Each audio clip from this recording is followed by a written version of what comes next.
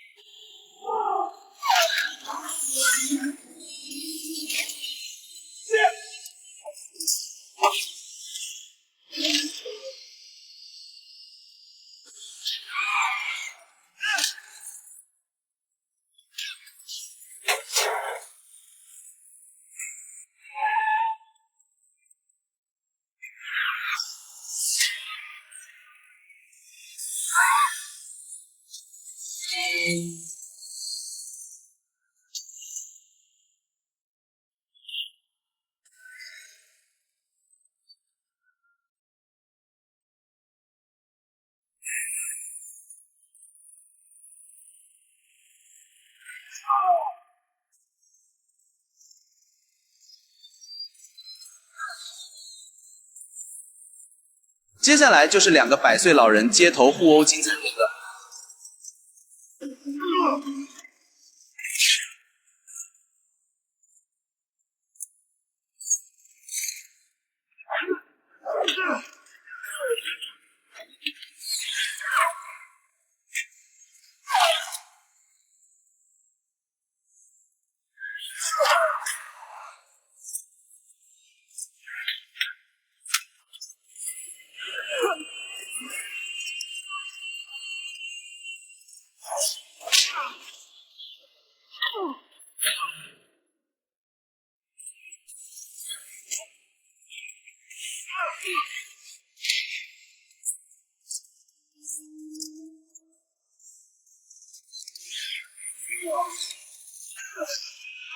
肉搏中，美队一把打飞了神秘人的面罩，看清那张脸后，美队整个人像被雷劈了。眼前这个人是他当年牺牲的兄弟巴基。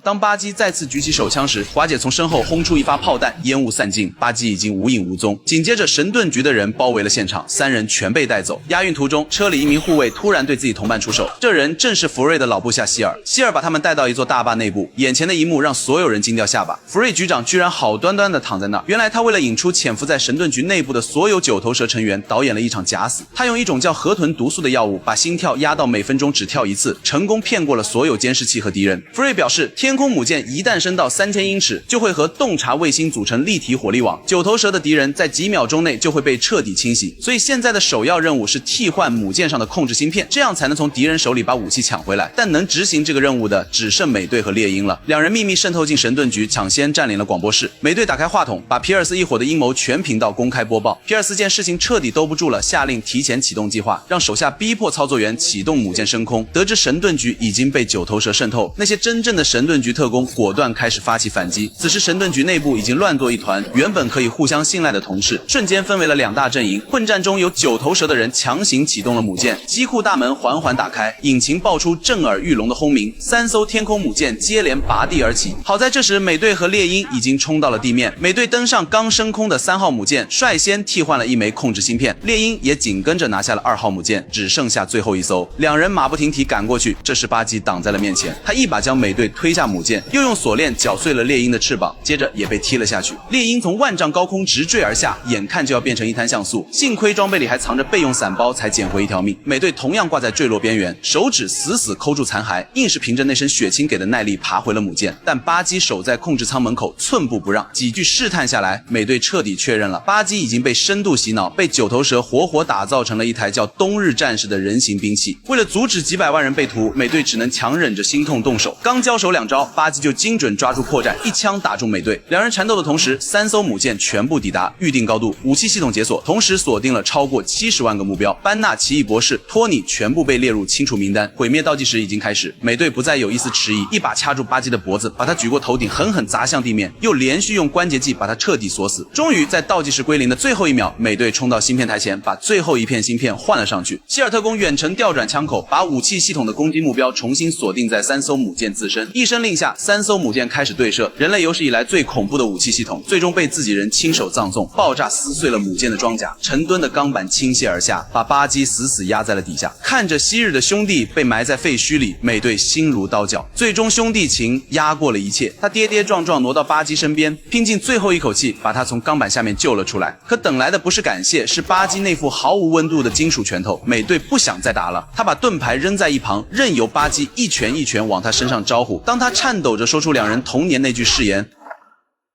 Finish it. Because I'm with you to the end of the line. 巴基的眼神终于裂开了一道缝，这时一根巨大的钢柱砸穿了两人的立足点，美队坠入冰冷的湖水中。但谁都没想到，巴基在最后一刹那挣脱了洗脑的控制，一头扎进水里，把自己最好的兄弟从湖底救了上来，然后头也不回地离开了。影片末尾，寡姐递给美队一份关于巴基的档案，提醒他接下来的真相可能不太好消化，因为这件事跟钢铁侠有关。神盾局也因为这次事件宣告解散，所有特工各奔东西。美队和猎鹰决定一起去找巴基，而寡姐则去了东欧处理自己的过去。福瑞假死脱身，继续在暗中追查九头蛇的残余势力。